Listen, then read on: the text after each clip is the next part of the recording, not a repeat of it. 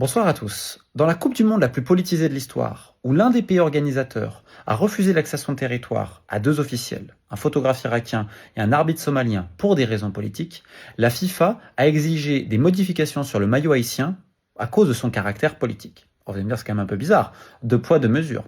Écoutez l'histoire. En gros, Saeta, qui est l'équipementier donc de la fédération haïtienne depuis des années, là j'ai une vieille tunique, a fait pour ce maillot, on va dire exceptionnel, parce que c'est simplement la deuxième participation des Grenadiers à la Coupe du Monde, une représentation ici de la bataille de Vertières, qui s'est déroulée en novembre 1803, qui a été décisive, c'est un peu globalement la dernière bataille.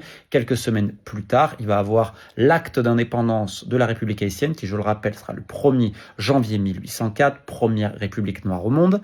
Donc c'est un symbole très fort. Et pour représenter cela, en disant qu'ils ont voulu rendre hommage à toutes ces femmes et tous ces hommes qui ont permis l'émancipation de ce pays, en gros, ils les ont représentés en brandissant fièrement le drapeau.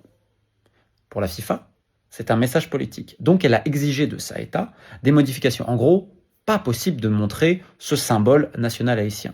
Alors vous allez me dire, mais c'est quand même assez fou, parce qu'on pourrait se poser la question à deux poids, deux mesures au niveau de la connotation politique des uns et des autres. Moi, je vais répondre autrement. Je trouve que c'est très rassurant, au contraire. Ça montre qu'il y a des règles. Bon, le seul problème, c'est que le règlement, visiblement, il s'applique uniquement à certaines nations.